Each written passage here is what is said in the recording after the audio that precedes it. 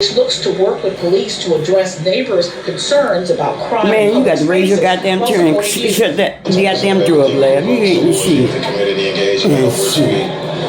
Bottom goddamn, now y'all want to fault everybody else.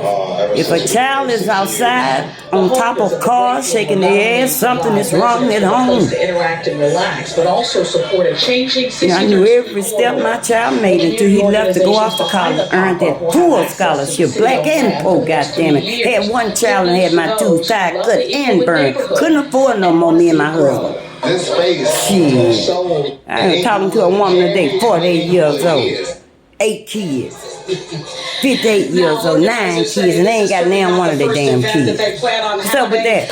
What's up with that? Shit, the greed before diapers. That's how you help lower crime, goddammit. Make sure your child home before the street lights come on, you hear me? Shit. Get some more 501ks and open up something else, goddammit. Until you raise your kids and wait until you can afford them, crime ain't never going down. Can I get a woo-woo?